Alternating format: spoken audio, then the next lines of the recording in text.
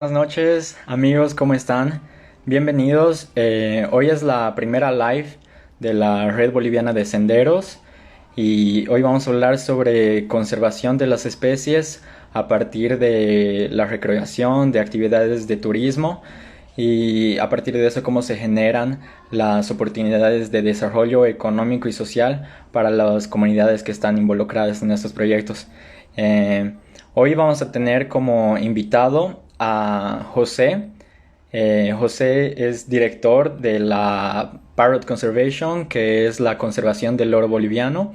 De aquí a poco él se va a conectar. Quería preguntarles a los que están viendo la live si está buena la señal, pueden mandarme un ok, si la imagen, el audio está todo tranquilo. Y bueno, vamos a hablar sobre las actividades del senderismo y del ecoturismo como actividades de conservación y de recreación. Eh, a partir de eso, como actividades de turismo de naturaleza. Entonces, de aquí a poco, José se conecta y vamos a contarles más detalles. Pueden preparar algunas preguntas sobre qué es el turismo de conservación, qué es el ecoturismo, sobre cuáles son las posibilidades de desarrollo. Y bueno, mientras se van conectando más personas y José se conecta, les voy a contar un poco sobre cómo surge la Red Boliviana de Senderos.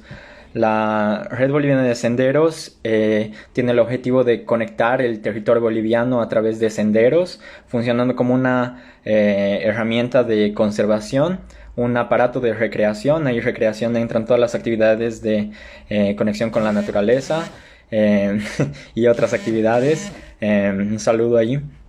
Y como alternativa para generar ingresos económicos, aquí ya lo voy a llamar a José y él se va a conectar.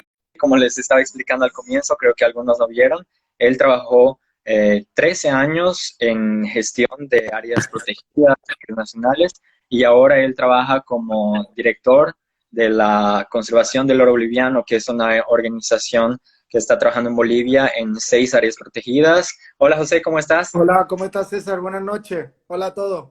Un gusto poder estar Bienvenido. aquí contigo. ¿Todo tranquilo? ¿Qué Todo tal ahí Santa tranquilo, Cruz? feliz porque vamos a hablar de lo que nos gusta. Sí, es una de las cosas que más me gusta. Bueno, mientras se va conectando las personas, tal vez podríamos comenzar a hablar de qué es la CLB, ¿no? ¿Cómo funciona en Bolivia? Bueno, la CLB es la Fundación para la Conservación de los Loros en Bolivia. Nos llamamos Fundación CLB porque tenemos las tres letras, las iniciales de las tres palabras que más fuerza tienen en nuestra institución. La primera es Ujú. conservación. Somos una institución con una clara vocación conservacionista de preservación. La segunda es loros, porque somos una institución que nos especializamos en preservación de especies de loros y parabas en Bolivia. Bolivia es el tercer o cuarto país, dependiendo de las gráficas, con más especies de loros y parabas del mundo. Es el único país en el mundo donde se pueden ver 12 especies de parabas, de las 16 que Wow. existen actualmente. Entonces es un país muy rico en este grupo de aves y es un grupo de aves muy amenazadas porque han sido muy apetecidas desde tiempos inmemoriales para el tráfico, ¿no? Tanto internacional como local. Mucha gente quiere tener una en casa porque repite palabras, ¿no? Lo que normalmente se le dice que hablan, aunque realmente no hablan. Y la tercera, porque Bolivia, porque somos una institución nacida en Bolivia. Yo soy español, pero llevo 13 años en Bolivia y me siento boliviano, soy muy honesto. Es un país que me ha dado mucho y para mí es un orgullo poder trabajar como parte de un grupo de profesionales bolivianos y bolivianas para lograr esta conservación. ¿Qué hacemos? Bueno, pues nosotros trabajamos en el marco de diferentes programas de conservación que se especializan en diferentes especies. Específicamente estamos trabajando con la paraba barba azul en el departamento del Beni. Es una especie críticamente amenazada que solo existe en el departamento del Beni. Trabajamos con la paraba frente roja en 4 departamentos de Bolivia, todo lo que es la ecorregión de los valles secos interandinos. Esta especie también está en peligro crítico de extinción y solamente existe en Bolivia. Bolivia es el único país del mundo con 2 especies de paraba en peligro crítico de extinción que además son endémicas de Bolivia, exclusivas de Bolivia. Y la tercera especie con la que trabajamos es con la paraba azul, la guacamaya jacinta, que es la paraba más grande del mundo y que solamente existe en Bolivia o tiene poblaciones sólidas dentro del área natural de manejo integrado San Matías.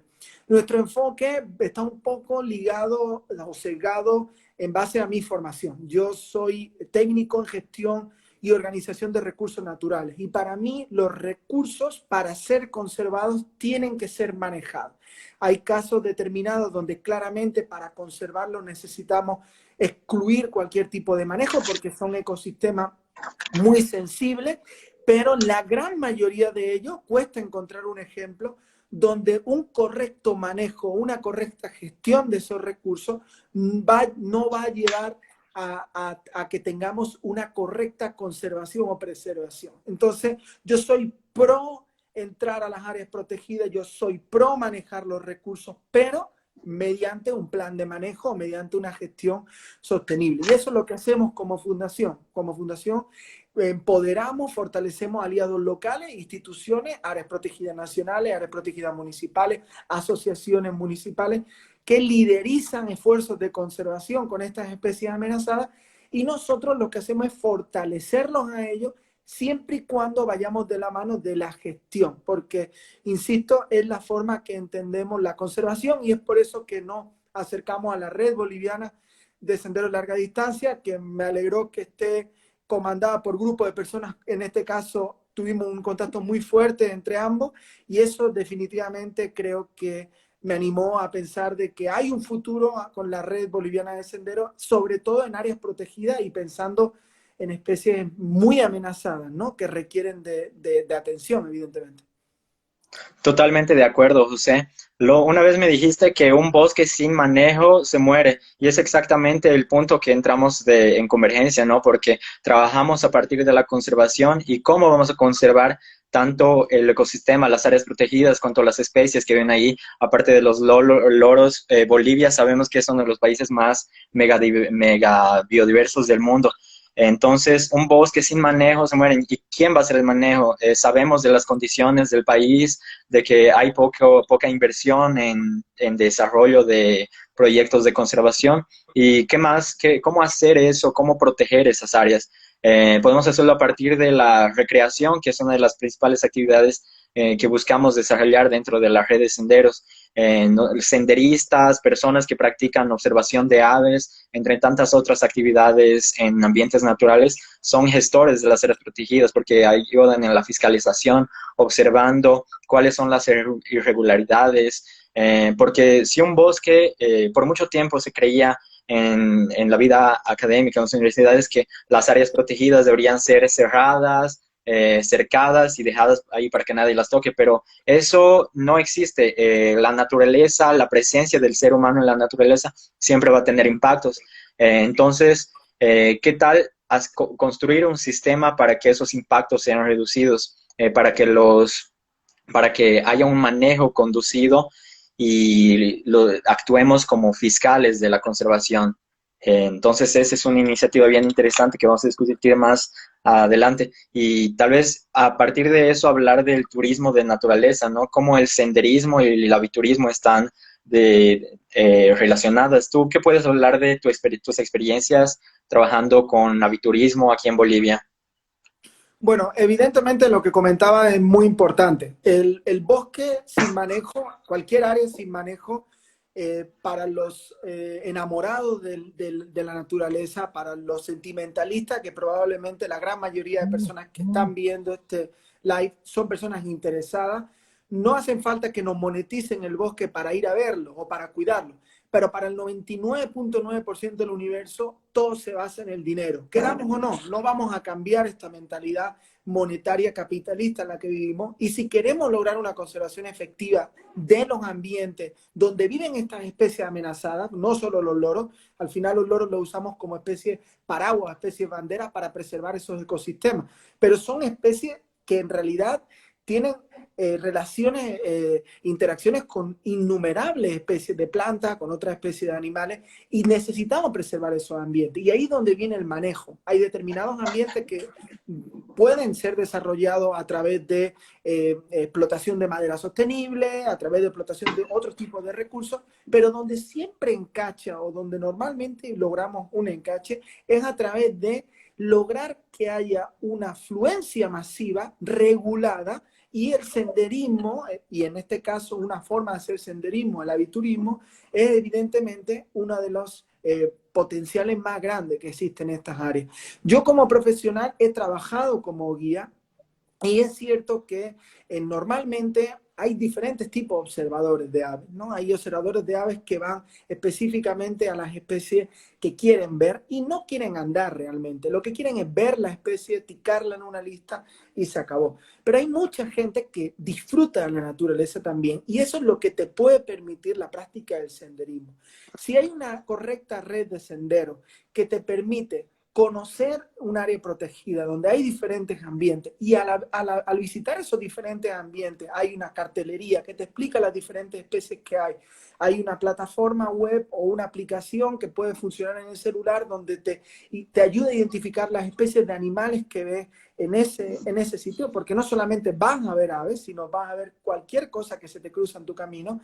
Eso evidentemente va a fortalecer la visita a estas áreas protegidas donde van a ingresar boletos por el sistema de cobros por ingreso, que es una forma de ingresar para la gestión del área.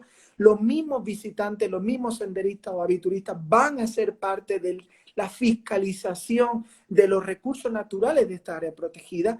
Estamos hablando que lamentablemente por la situación que estamos viviendo hay mucha complicación a nivel nacional para que el Servicio Nacional de Áreas Protegidas, que es un servicio ligado al Ministerio de Medio Ambiente y Agua, tenga la posibilidad de otorgar recursos para los parques nacionales de Bolivia que tengan el número de guardaparques necesario para la correcta gestión.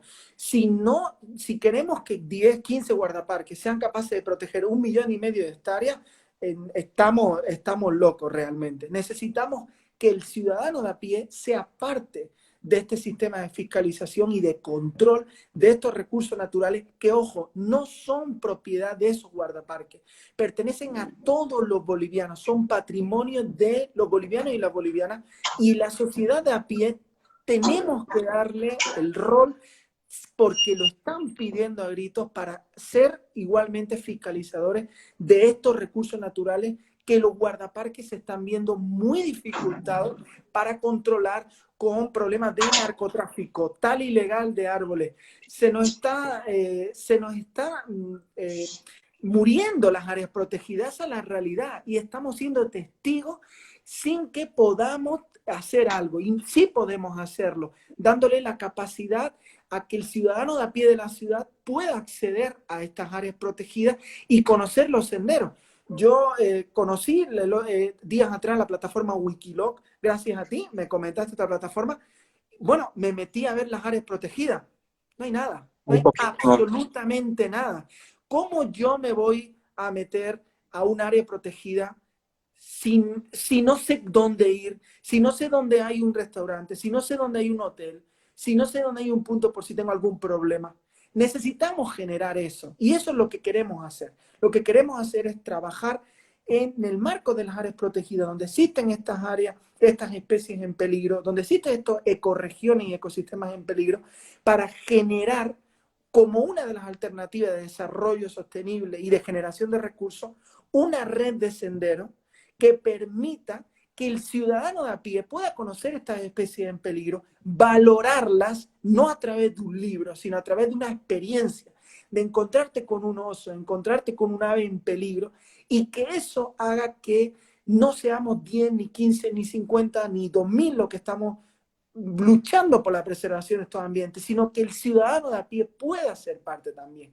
Que eso, yo creo que a veces muchos de estos live, la mayoría somos los mismos los que asistimos. Somos personas que ya sabemos en la mayoría de ocasiones lo que significa una fuente de agua, lo que significa un árbol.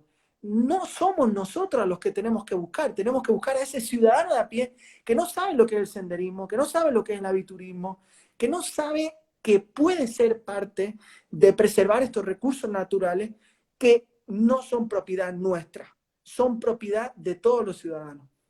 Yo creo que tocaste, José, en un punto fundamental, porque las áreas protegidas no son solamente los pedazos, el perímetro de un parque nacional. En Bolivia tenemos 22 parques de interés nacional, pero aparte de eso, los ecosistemas van mucho más allá del perímetro de un parque nacional. Entonces, ¿por qué no crear senderos entre esos parques nacionales? ¿Por qué no hacer corredores ecológicos? Porque los senderos tienen también su dimensión ecológica, porque al crear senderos estás creando barreras de conservación, estás promoviendo que la gente conozca, que la gente se apropie de esos lugares, porque como tú dijiste en Wikiloc, que es un aplicativo que reúne varios senderos de diversas actividades en ambientes naturales, hay poquísimos y en algunos parques ningún sendero, porque la gente no conoce. Entonces, ¿qué cosa tenemos que hacer? Tenemos que conocer, caminar por esos lugares para conservar esos lugares, porque son 22 áreas protegidas, en ellas hay muy pocos guardaparques, a veces no hay interés. Y qué cosa podemos hacer es llevar a la gente, hacer que la gente conozca, porque cómo se va a desarrollar la protección, la conservación de esas áreas protegidas si la gente no las conoce. Entonces, tal vez podríamos hablar de los impactos económicos positivos de las actividades del senderismo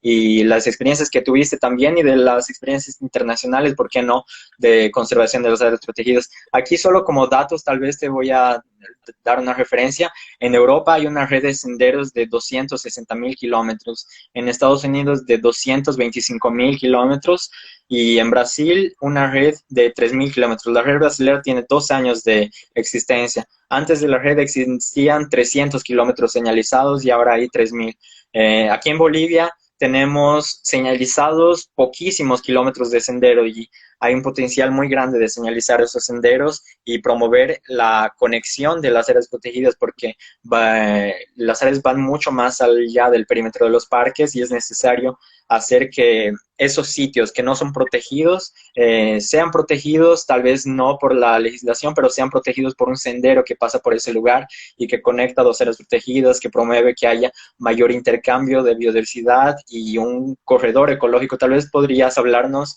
de los corredores ecológicos y los impactos positivos, tanto sociales como económicos, que generan. Bueno, evidentemente has tocado un tema clave. Muchas veces pensamos que por el hecho de que hay una declaratoria, que una determinada área sea declarada como área protegida, como parque nacional o como área natural de manejo integrado, significa que ya está todo hecho. No, un área sin manejo no es nada, es un papel en una oficina. Y eso es lo que necesitamos generar. A través de estas herramientas se genera una gestión. Y como bien decía, muchas veces estamos hablando de que hay ecorregiones o hay hábitats críticos para la preservación de especies de flora y fauna amenazadas que se encuentran dentro de áreas protegidas, pero existe también parte del hábitat que ocupan estos determinados animales y que forma en realidad una parte indivisible de su ecología como especie. Tú no le puedes decir a una paraba que no salga a un área protegida, la paraba va a salir de un área protegida porque es un animal que vuela. O no le puedes decir a un oso que no se salga de ese bosque porque fuera no está protegido. No, el animal en realidad va a hacer uso de los recursos que tiene en su alrededor o en su hábitat. Entonces, ¿qué es lo que logramos a través de conectar áreas protegidas? Hay veces que no es factible generar una categoría de protección a un determinado bosque porque las particularidades socioculturales de esa área no lo permiten, porque la comunidad puede estar en contra de la creación del área o porque simplemente no es viable.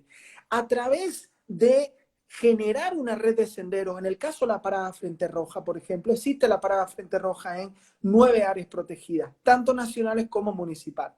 Estas áreas protegidas no están en contacto. Existen áreas protegidas que conectan límites, ¿no? El área protegida municipal, Lagarpampa, Moyepampa, Naiquile, conecta con el parque, con el área natural de manejo integrado del Palmar. Pero si queremos ir de ahí, por ejemplo, al área protegida municipal, Jardín de Cactácea de Comarapa, por un lado tenemos el área protegida, el AMI Río Grande Valles Cruceños, por el lado este no tenemos nada. Entonces, si nosotros logramos generar una red de senderos que conecten esas áreas protegidas, podemos a través de estudios y cuidadosos lograr que esos senderos pasen por áreas que queremos conservar y que a través de estos senderos logremos generar una conservación efectiva de esas áreas, generando ingresos en esas comunidades, y no va a hacer falta un papel, no va a hacer falta una ley, y no va a hacer falta nada más que un grupo de turistas, de senderistas que llegan cada fin de semana a visitar.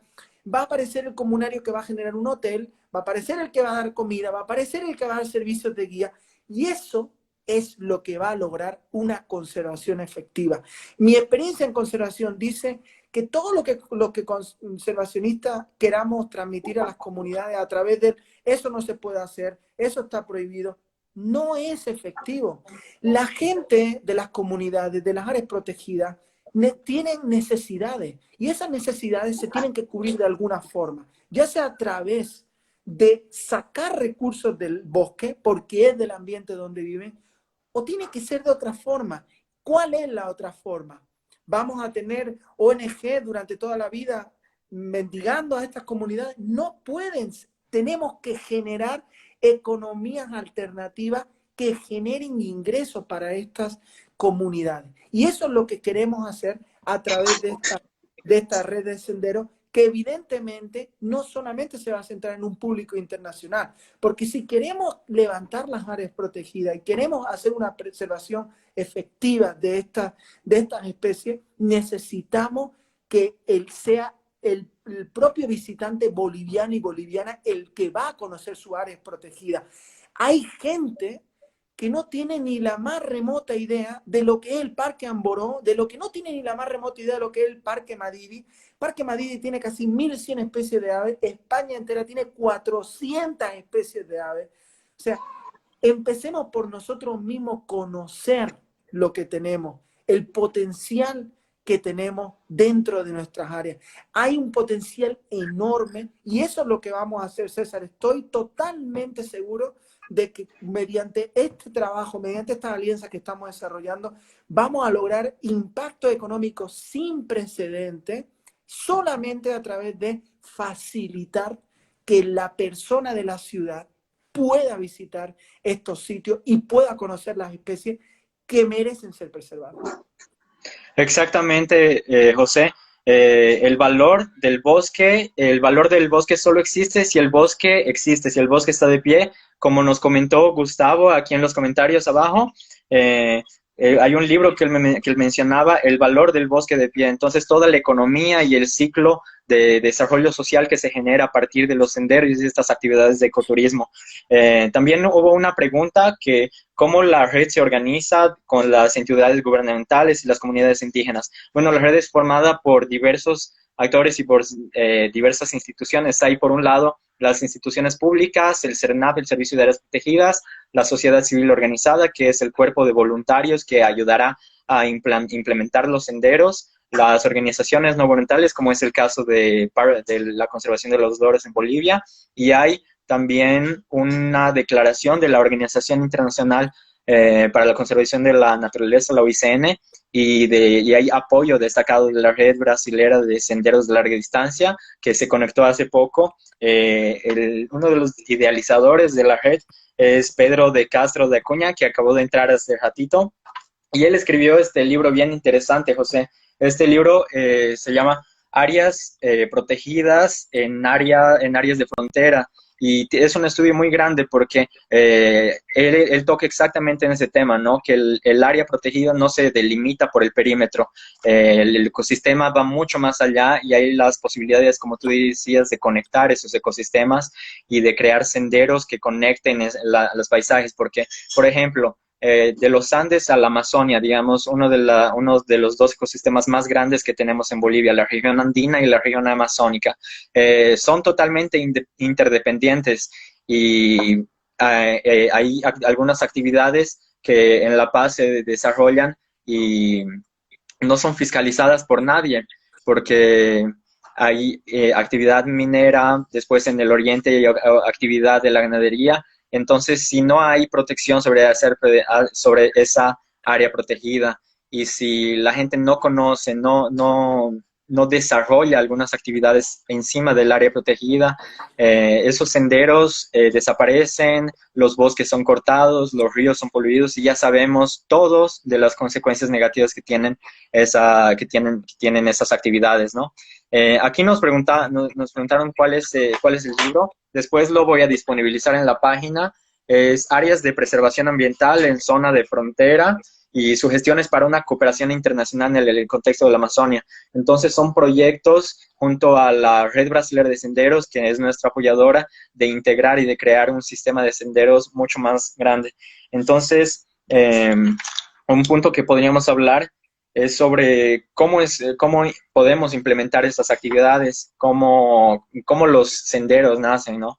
Ellos nacen de iniciativas en diversos sectores y van creciendo en articulación. Entonces, es algo organizado en sociedad, con diversas instituciones públicas, sociedad civil, ONGs y las instituciones internacionales. Un punto que podríamos destacar es los impactos económicos de las actividades ecoturísticas, del aviturismo tal vez. Un punto que yo destaco es la cantidad de senderistas que buscan las áreas protegidas, porque a veces ¿cuántos senderos son conocidos en Bolivia? En La Paz hay unos senderos, el Choro, que tiene 50, 60 kilómetros, y a veces muchas personas van a un sendero, y hay un montón de otros caminos que no se conocen. En toda Bolivia hay mapeados 6.955 kilómetros de sendero del Capaquiñán, que era el camino real utilizado por los incas, y esos son muy poco conocidos. Y hay también los caminos del Peavirú, que van desde Brasil,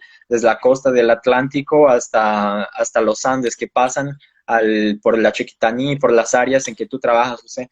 Tal vez podrías comentar sobre los impactos del aviturismo, de la observación de aves en cuanto a herramienta de conservación. Bueno, el aviturismo es un tipo de turismo que genera, sobre todo cuando es turismo internacional, genera unos ingresos muy superiores a otras actividades turísticas. En realidad en Bolivia el aviturismo está muy poco desarrollado, pero no es por el potencial, es porque en muchas cosas pues tenemos esta situación, ¿no?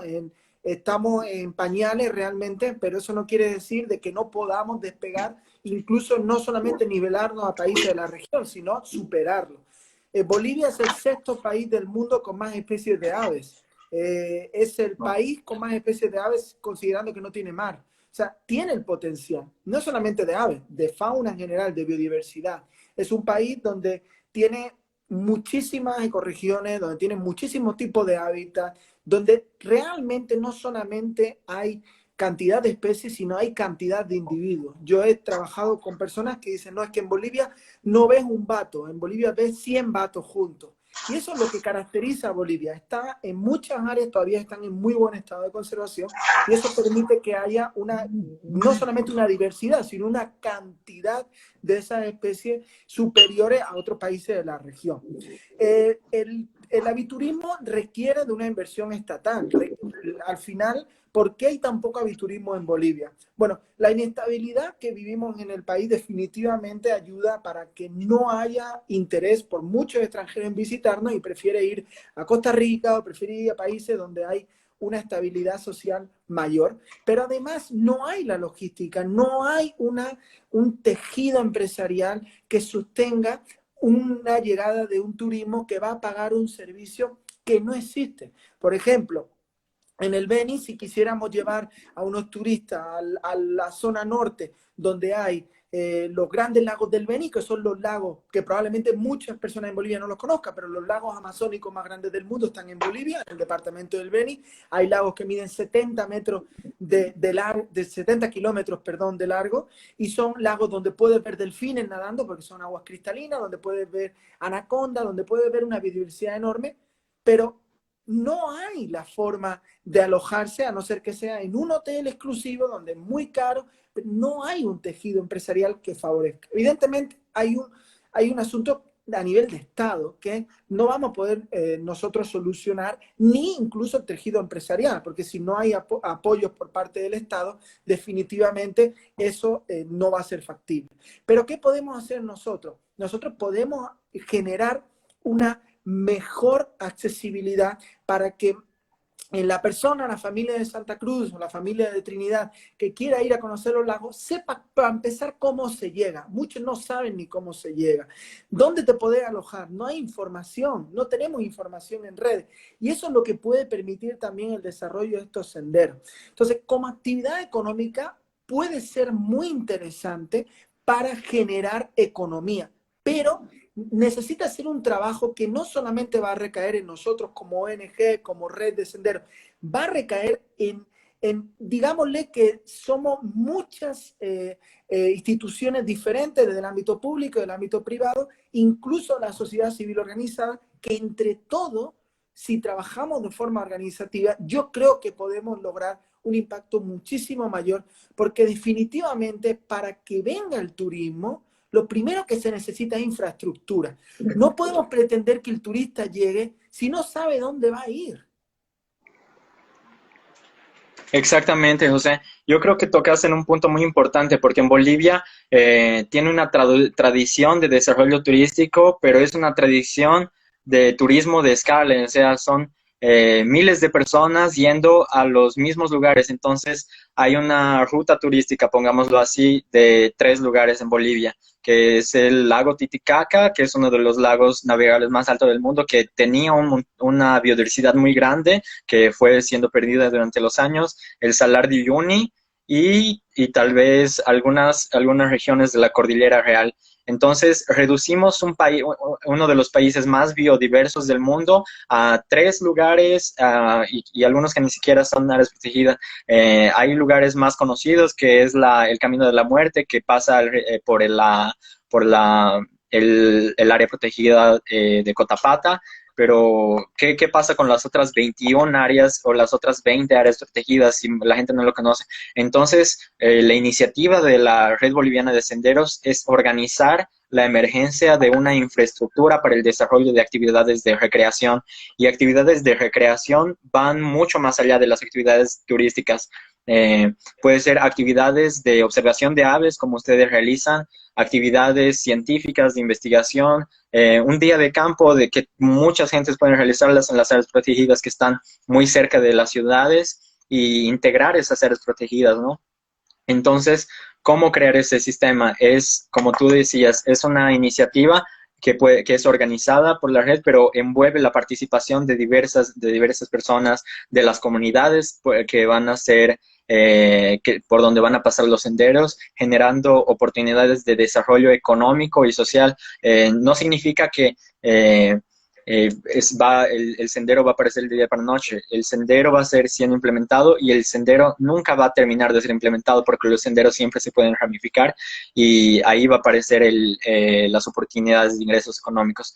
Hay una estimativa media de que un senderista camina por día 15 kilómetros. Entonces, pongamos un ejemplo, en Estados Unidos es uno de los senderos de larga distancia más famosos, que es la Appalachian Trail, que tiene alrededor de 3.500 o 3.600 kilómetros, y eso es transitado a lo largo de 6 meses o más meses, y son senderos que pueden ser transitados por completo en 6 meses, con la persona realizando acampamentos diarios. Entonces la persona va a caminar 15 días, necesita parar para comer, reabastecerse, dormir. Entonces esa ya es una oportunidad de desarrollo, un lugar para acampar, un lugar para reabastecerse de comida y un lugar que le provee instrumentos para observar las aves, como ustedes pueden contar más adelante. Entonces, imagínate, Bolivia con tantas oportunidades de senderos. La estimativa es muy grande. Por ejemplo, un dato que estábamos hablando hace rato es que de los observadores de aves, ¿no? Hay 18 millones de observadores de aves que viajan solo de Estados Unidos. En Estados Unidos hay alrededor, como tú me mencionabas, de 47 a 48 millones de observadores, y de esos 18 millones viajan solo para ver aves a países, como tú dijiste, a Costa Rica o al sudeste asiático y ¿por qué no inserir Bolivia? Serían 18 millones, es equivalente al doble de la cantidad de la población en Bolivia, ¿no? Entonces son oportunidades muy grandes. Los senderos van a pasar por diferentes lugares y las comunidades van a ser parte de la construcción de esos senderos, no es algo que va a ser de arriba hacia abajo. Y algo muy interesante a destacar de este proyecto es que la red de senderos surge como una iniciativa de abajo hacia arriba. Entonces, toda la gente que se está viendo aquí y la gente que conoce se van a ir sumando a estas iniciativas y creando senderos individuales que van a ser una parte de una infraestructura de senderos, ¿no? Eh, Bien. entonces, sí, dime. Quería puntualizar dos cosas que me parecen muy interesantes. Lo Claro. primero, los senderos ya existen. Muchos ya existen. No Exacto. estamos creando los senderos. Habrá que fortalecer la red de senderos. Fortalecer porque hay áreas donde está cruzada de norte a sur, pero a lo mejor la parte este no está y hay que definitivamente hay que representarla porque son ecosistemas diferentes, etcétera. Pero hay una gran cantidad de senderos que ya existen. Pero ¿cómo se llega a ese sendero? Es que no hay. Ese es el problema. Que a veces estamos pensando que no sé, nos vamos a ir al campo ahora con 20 machetes y con 4 asadones a montar el monte. No, son sendas que algunas son históricas. Las usan las comunidades para llegar a sus comunidades. Pero ¿dónde están? Si no sabemos dónde están, ¿cómo vamos a ir? Yo en un fin de semana normal aquí en Santa Cruz, yo podría ir a Amboró a pasear, pero ¿dónde voy? Si no sé dónde están los senderos. Ese es el problema. Necesitamos visibilizar. Otro punto importante, te pongo un ejemplo como en España. En España hay empresas que se benefician de esta red de senderos. Hay empresas que pues, el ciudadano de a pie no quiere buscar dónde ir. El ciudadano de a pie quiere que haya un empresario, una empresa de turismo, como puede ser en Bolivia Natura Tours, una empresa largamente comprometida con el desarrollo de turismo en zonas que no tienen vocación turística en Bolivia y que sería muy bueno que en algún momento puedan invitarlo al propietario porque, bueno, ese hombre sí que sabe lo que es sufrirla y saber de promocionar turismo en sitios que muy difícil que otras empresas de turismo lo hagan. Entonces, si Nelson viera que hay una red de senderos interesante, él podría decir, bueno, pues llevo turistas a ver este sendero y me pagan, no sé, 100 bolivianos cada uno. Listo. Es una empresa que se ha beneficiado de un trabajo que nosotros hemos hecho. Así que no solamente beneficia al comunario de allá, beneficia también al empresario. Estamos hablando que es muy difícil que lo lleguemos a medir el impacto económico real, porque te aseguro que el impacto económico real es muchísimo mayor a cualquier predicción que hagamos, porque hay un momento en el que paramos de contabilizar, pero hay una cadena de beneficiarios enorme en todo tipo de direcciones. Es enorme el potencial que podemos generar y te aseguro que sin invertir un peso podemos lograr que los senderos se mantengan por su propia cuenta porque las mismas áreas protegidas al recibir visitantes van a recibir un ingreso y ese ingreso lo van a poder destinar al mantenimiento de la red de senderos y me atrevo a decir que vamos a poder demostrar que el impacto en conservación de crear el sendero es ínfimo comparado al beneficio. El beneficio supera enormemente el potencial impacto que podamos generar al aperturar cualquier tipo de sendero, porque estamos hablando de sendas en muchos casos, para la práctica de la bici o para la práctica del senderismo o para la práctica del alpinismo, ¿no? O de la escalada, que también hay mucha afición. Aperturemos esas, abramos puertas abiertas para las áreas protegidas, pero para el visitante que viene a apoyar. Y en eso creo que tenemos mucho trabajo que hacer, pero estoy seguro, César, que muy pronto vamos a poder mostrar resultados, no charla, sino este era el antes y este es el después. Y eso es lo que va a hablar sobre la gestión que estamos realizando. Exactamente, José. Yo creo que dijiste todo. Los senderos ya están ahí. Solo para darte un ejemplo, en la región de los Yungas, que tal vez sea una de las regiones de ecoturismo más desarrolladas en el país, el sendero más conocido, que es el Sendero del Choro, que es un sendero prehispánico, aquí lo comentaba Sergio de la ruta de los senderos prehispánicos, son 60 kilómetros que son conocidos y esos 60 kilómetros no están señalizados y hay mapeados 955 kilómetros de senderos. Entonces, eso abrange el área del parque de Cotapata y va mucho más allá porque está en la transición de los Andes a la Amazonía. Es una área delicadísima y es importante llevar a la gente allí que conozca ese ambiente y que haga parte de su conservación.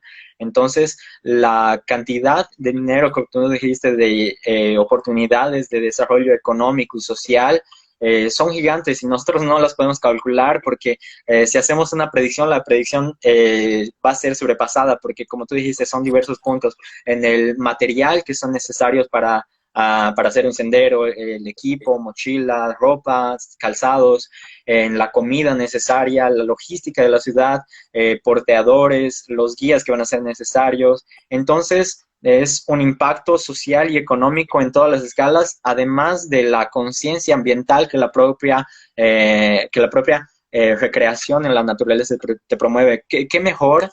Es una pregunta interesante que yo me hago, tipo, ¿cómo vamos a seguir hablando de educación ambiental, de conservación de la naturaleza, si la gente no conoce esa naturaleza? Entonces es crear una infraestructura para que la gente se recree, vaya a divertirse en la naturaleza, para que la gente vaya y esté segura en la naturaleza, y que señalizar esos senderos que ya están ahí y crear más senderos más adelante.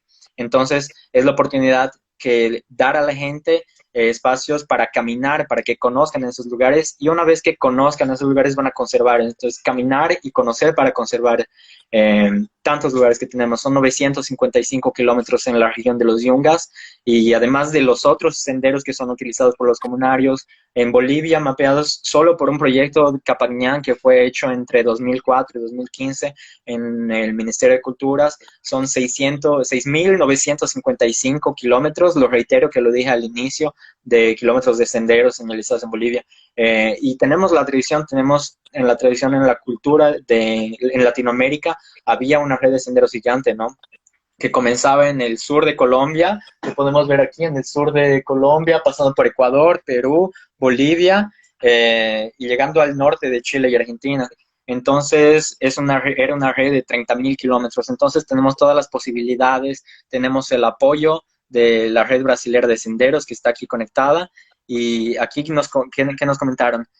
Tienen mucha atractividad y es eso, ¿no? Son lugares únicos. Bolivia está en el centro del continente y abarca, tiene el bosque seco chiquitano, que es el área de pantanal más conservada del mundo y el área más grande. Tiene una de la Amazonia más preservada y tiene una Amazonia subtropical que está junta con los Andes. Y tiene, tú ya lo sabes, hay mucha gente que está viendo, el parque nacional con mayor biodiversidad del mundo, que es el Madidi, que va desde 6.048 metros en la montaña Chaupiorco a 150 metros de altura, ahí en la naciente del río Amazonas, ¿no? Entonces son posibilidades gigantes que tenemos de desarrollar este proyecto y es un proyecto que no nace de ti y mío, es un proyecto que nace de iniciativas con el apoyo de iniciativas internacionales, ONGs y los voluntarios. La red de senderos ya tiene varios voluntarios, ya tiene varios proyectos que vamos a comenzar a desarrollar y una cosa muy importante, José, yo creo que todo el mundo ahora en este contexto que estamos viviendo globalmente de la pandemia y todo el mundo en cuarentena, creo que nos damos cuenta de la necesidad de espacios de recreación y que es lo que hacemos, ¿no? Crear espacios de recreación en los senderos es uno de los mejores lugares porque ahí podemos mantener la distancia social para evitar el contagio. Es el mejor lugar para desarrollar esas actividades. Entonces, tenemos un montón de áreas, tenemos todo para que este proyecto salga adelante. Entonces, es solo comenzar de aquí a poco cuando la situación de la pandemia acabe y ya tenemos algunos proyectos de los que vamos a estar hablando en las próximas lives. Pero algo que podíamos enfocar tal vez, y resaltar es la conservación y tal vez hablar de los senderos como de los senderos y su dimensión ecológica de conectividad. Tal vez tú podrías darnos algunos datos de las áreas protegidas en las que trabajan, cómo están organizadas y por qué la gente no las conoce. Bueno, nosotros trabajamos fortaleciendo 6 áreas protegidas en estos momentos. Más fuertemente estamos trabajando en el área protegida municipal Gran Mojo, en el departamento del Beni, municipio de Loreto. Esta área Ujú. protegida fue creada gracias a los apoyos de la Fundación, junto a otras instituciones, al Gobierno Autónomo Municipal de Loreto. Este área tiene 600.000 hectáreas, ¿no? Es una área protegida municipal, es enorme y tiene ecosistemas muy diversos y tiene una enorme biodiversidad, entre ellas la paraba barba azul, que está en peligro crítico de extinción, delfines de río, tiene jaguar, tiene muchísima biodiversidad. Luego trabajamos en el área protegida AMI San Matías, fortaleciendo la gestión que realiza ese área que pertenece al CERNAP. Es un área donde, además de la paraba azul, que es una especie que comparte con Brasil y comparte con Paraguay, es un área muy importante por la regulación hídrica, por el bosque seco chiquitano que preserva, no solamente tiene pantanal, y evidentemente es un área que crítica porque igual conecta con el área protegida Patrimonio Natural Tucabaca, que es muy conocida, y con un potencial de senderismo especialmente alucinante, ¿no? Luego trabajamos potenciando turismo y conservación a través del fortalecimiento de áreas protegidas en los valles secos interandinos, en el área protegida municipal Jardín de Cactácea, en el municipio de Comarapa, y en el Parque Nacional Toro Toro, que pertenece igualmente, está dentro del Servicio Nacional de Áreas Protegidas y del que estamos igualmente muy interesados en fortalecer porque es un área que tiene muchísimo potencial turístico, que hay mucha gente que la visita, pero igual, yo insisto, es que no sabemos cómo llegar, no, hay mucha información que no está y mientras no la facilitemos, no va a llegar la gente. Y si no llega la gente, no hay una preservación. Yo siempre pongo un ejemplo. El turista, es muy difícil que un senderista quiera, olvidémonos del aviturista, ¿no? Que no le guste solamente las aves, que le guste simplemente la naturaleza, caminar por un sendero. Esa persona no va a querer nunca encontrarse destrucción, no va a querer encontrarse un árbol talado, no va a querer encontrarse un río contaminado, porque va a la naturaleza para observarla en su plenitud. Y cualquier actividad económica que no es sostenible no va a lograr que esa naturaleza esté en plenitud. Y si esa persona de esa comunidad, la única forma de sostenible que ha visto de hacer crecer su economía, mantener a su familia, es vendiendo pichones de paraba en 500 bolivianos, si hay 10 turistas cada fin de semana que van a su comunidad a recorrer el sendero y él le vende comida y él no hace falta que venga una ley, no hace falta meterlo 3 años en la cárcel, no hace falta nada más que esa persona entienda que si en un fin de semana ingresó 200 pesos, multiplicado por 4 son 800, y en un mes, solamente en un mes del año, va a lograr ingresar casi el doble de lo que ingresó vendiendo un pichón de parada. Esa persona va a pasar de ser una persona que por necesidad, que muchas veces nos olvidamos de eso, vemos en redes al que comercializa. Entendamos la historia que hay detrás de eso. No en todos los lugares, en todas las situaciones, estamos hablando de personas que quieren vender y quieren saquear todo por gusto. No, hay una necesidad humana. De la misma forma que tú has estudiado, que yo he estudiado, hay personas que no han encontrado otra salida en su vida que hacer lo que están haciendo y que la única forma que tienen de extraer un beneficio de su ambiente es extrayendo pichones, cortando un árbol o haciendo cualquier cosa que no es sostenible con la preservación de ese ambiente. Entonces, esto definitivamente es algo que nosotros como institución queremos aplicar. ¿Y cómo pensamos hacerlo con la red? En pocas palabras, queremos desarrollar una agenda en común donde vemos cuáles son las áreas protegidas más prioritarias en base a las especies en peligro, en base a los ecosistemas en peligro que albergan y qué importancia tenemos que dirigir nuestros esfuerzos a través de la red de voluntarios, empezar a mapear esos senderos que ya han sido creados en la mayoría y que los mismos guardaparques conocen, y empezar a facilitar esta apertura de la persona de ciudad que está deseosa, peor después de esta cuarentena que nos está matando lentamente a todos, de nutrirse, de ir al campo, de disfrutar de algo que muchísimas personas no sabían que existía. Yo estoy seguro que vamos a poder de alguna forma tener esos relatos de estas personas que digan, buah, yo no sabía que a 3 horas de mi casa existía esto.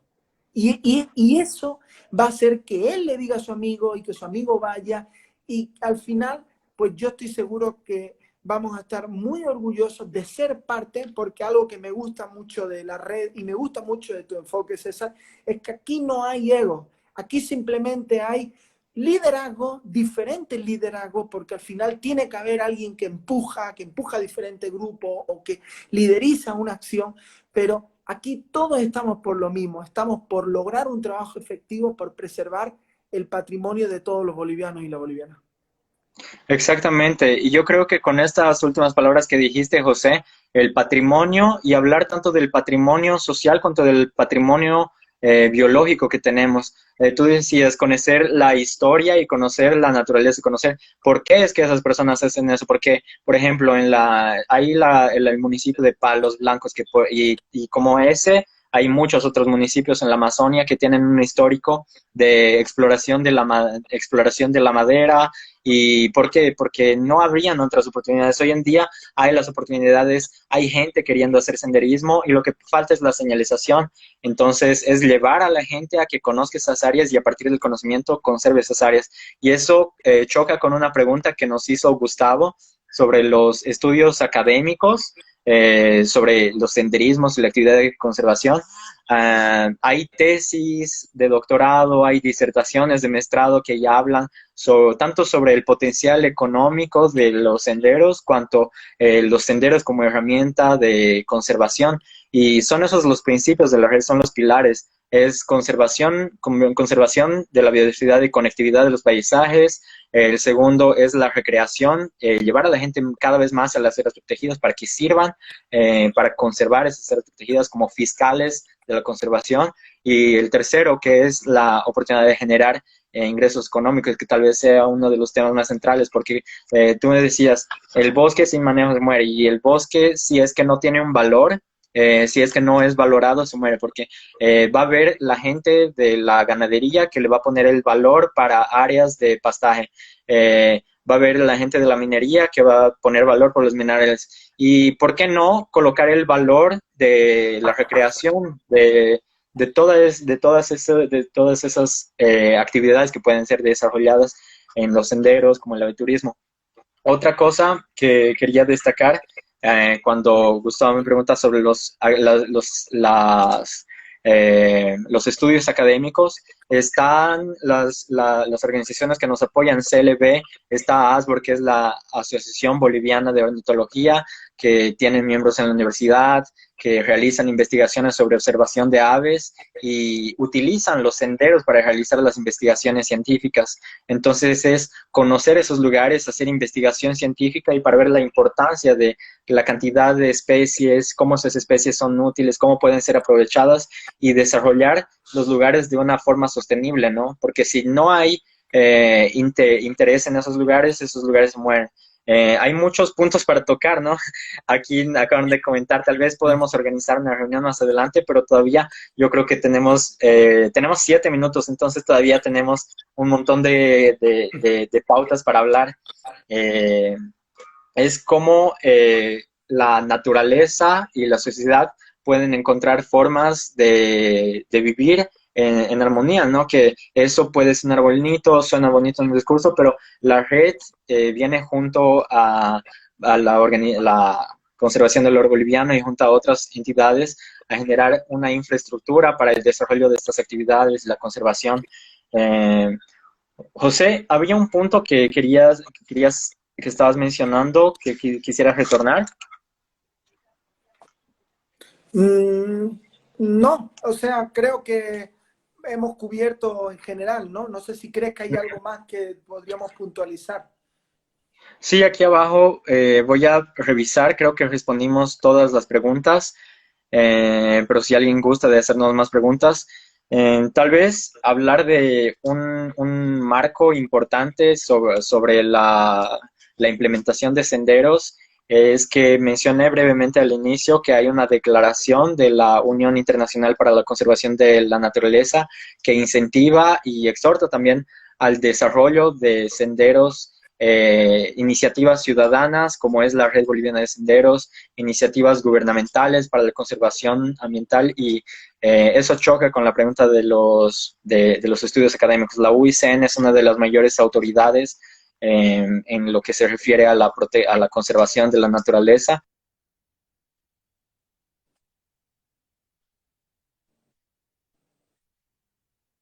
¿Cómo es tu experiencia? ¿Cómo ves Bolivia dentro de un panorama más amplio, dentro de un panorama mundial? ¿Y cómo ves todas las oportunidades que algunas ya hablamos, pero algo que quisieras destacar tal vez? Bueno, yo creo que Bolivia en el ámbito global, como decía, al ser un país tan grande y tenemos un país muy grande y tenemos una población que no es tan grande comparada a la extensión en la que hablamos, y eso ha permitido que haya grandes extensiones que todavía están en excelente estado de conservación, no solamente dentro de áreas protegidas, sino fuera de áreas protegidas.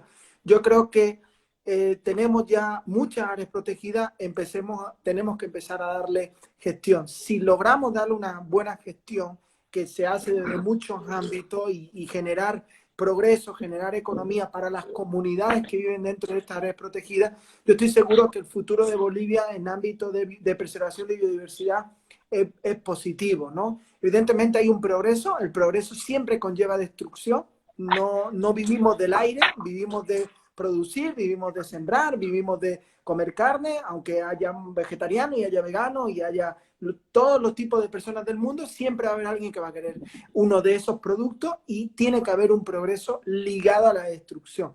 Pero yo creo que Bolivia puede llegar a tener unos estándares de preservación muy altos comparado a otros países de la región y evidentemente eso está ayudando el hecho de que este movimiento ambientalista, que no es algo que ha nacido en Bolivia, sino es algo a nivel global, a nivel internacional, motivado en muchos aspectos por el asunto del cambio climático, una amenaza global que no solamente no atiende a Bolivia, ha hecho que este movimiento haya llegado a Bolivia probablemente en el momento apropiado. Si hubiéramos esperado 20, 30 años más, como hay países que ya están preservando áreas totalmente antropizadas, definitivamente podríamos estar hablando de otro escenario. Así que yo creo que es favorable, simplemente falta organización, falta ponernos todos la polera, la misma, y luchar por lo que sabemos, sin ego y sin duplicar esfuerzos. Yo creo que podemos marcar un precedente igual entre instituciones de qué es lo que significa trabajar en conjunto y cómo podemos lograr que cambios que aparentemente eran invirtiendo muchísimo dinero, no es así. Es simplemente siendo de alguna forma inteligente en la forma en la que invertimos y fortalecemos estos vacíos que necesitamos fortalecer para que las áreas protegidas generen ingresos, ¿no? Yo creo exactamente, estoy totalmente de acuerdo, José, y yo creo que tocaste en un punto interesante que es de las experiencias internacionales. Es algo que está siendo hecho, es un movimiento que no surge yo no soy, tuve la idea y voy a hacerlo. Es un movimiento que nace a partir de la experiencia en diversos países. La red brasilera estudió en diversas áreas protegidas, a partir de las experiencias que ya están instituidas. Por ejemplo, voy a hablar de uno de los senderos más antiguos, que es la Appalachian Trail, que está en la costa este de los Estados Unidos. Son 3.500 kilómetros de senderos, pero al inicio era un sendero corto y fue creado porque una de las primeras personas que hizo esa ruta dijo, y esa ruta estaba muy cerca de las ciudades, entonces él dijo, wow, esta ruta es muy linda, llena de bellezas, y cómo es posible que esté tan cerca de la ciudad y tan pocas personas la conozcan. Entonces, a partir de eso, emergió un movimiento de que si una persona conoce una ruta y puede hacer con que las otras personas la conozcan, es un espacio de conservación. Y a partir de eso se creó fueron creadas áreas protegidas y fue naciendo el movimiento conservacionista a nivel global, ¿no? Entonces, ¿qué cosa es lo que tenemos de mejor? ¿Qué es lo mejor que tenemos en la Red Boliviana de Senderos? Uno, que Bolivia es uno de los países más biodiversos del mundo, eso ya lo resultamos diversas veces. Dos, es que estamos comenzando en un momento que las personas, apenas se acabe la pandemia, van a querer ir a la naturaleza a recrearse. Y tres, es que aprendimos con los errores de todos. Vimos la red de senderos de Estados Unidos, la red europea, y estamos creando la red boliviana junto a la red brasilera a partir de los errores que ya fueron cometidos en el pasado. Entonces estamos en el mejor momento. Hay 10 segundos aquí para despedirme y bueno, invitarlos a las próximas actividades de la red y bienvenido más una Muchísimas vez más, gracias a José. todos. Gracias, César. Vamos Nos a estar. vemos.